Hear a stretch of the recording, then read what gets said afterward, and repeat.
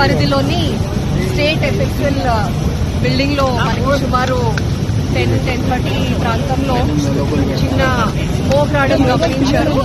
అర్లీగా వచ్చినటువంటి office boy ఆయన అందరికీ ఇన్ఫర్మేషన్ ఇవ్వగా local police and fire engines అన్ని కూడా ఇమీడియట్ గా రీచ్ అవ్వడం జరిగింది. ఫస్ట్ ఫ్లోర్ లో స్మోక్ రావడం స్టార్ట్ అయింది. Later on it has spread preliminary information and supposedly short circuit. That is what we suspect. There is no scientific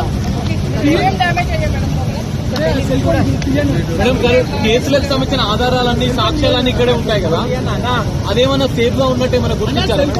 మొత్తం అంతా తగ్గిన తర్వాత కానీ మీ కాన్సే అంటే ఇంకా మంటలు ఉన్నాయా మేడం? అదుపులో మంటలు లేవు, ఓన్లీ స్లో కంబషన్ అవుతుంది. మేడం ప్రమాదం ఎలా జరిగింది అనేది మన అంచనా ప్రాబబ్లీ షార్ట్ సర్క్యూట్. ఎంతమంది సిబ్బంది ఉండే మేడం లోపల? సిబ్బంది ఎవరు లేరు. There is no person. ఒక్క ఆఫీస్ పై చూసినతనే కొంచెం ఆయన ఇనీషియల్ గానే ఫైర్ ఎక్స్టింగ్విషర్ యూజ్ చేసి అది తగ్గించడానికి ట్రై చేశాడు, కానీ ఆయనకు కూడా కొంచెం అస్వస్థతకు లోనయ్యి he also was admitted in hospital. ఇంకా అప్పటికి ఆఫీస్ ఓపెన్ అవ్వలేదు కాబట్టి దెర్ ఆర్ హార్డ్లీ 3-4 పీపుల్.